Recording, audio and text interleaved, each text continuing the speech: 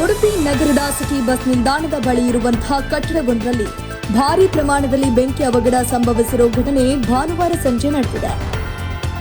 City bus ನಿಲ್ದಾಣದ ಪಕ್ಕದಲ್ಲಿರುವಂತಹ ವಾಣಿಜ್ಯ ಕಟ್ಟಡವೊಂದರಲ್ಲಿ ಈ ಘಟನೆ ನಡೆದಿರುವುದು. ಮೊಬೈಲ್ ಮತ್ತು ಹಾರ್ಡ್ವೇರ್ ಮಳಿಗೆಗಳು ಬೆಂಕಿಗಾಹುತಿಯಾಗಿದೆ. ಕಟ್ಟಡದ ಕೆಳ ಮಹಡಿಯಲ್ಲಿರುವಂತಹ ಮೊಬೈಲ್ ಸರ್ವಿಸ್ ಶಾಪ್ ಮತ್ತು ಅದರ ಪಕ್ಕದಲ್ಲಿರೋ ಹಾರ್ಡ್ವೇರ್ ಅಂಗಡಿಯಲ್ಲಿ ಮೊದಲು ಬೆಂಕಿ ಕಾಣಿಸಿಕೊಂಡಿದೆ. ಇದಾದ ಕೆಲವೇ ನಿಮಿಷಗಳಲ್ಲಿ ಇಡೀ ಮಳಿಗೆಗೆ ಬೆಂಕಿ ಆವರಿಸಿಕೊಂಡಿತು.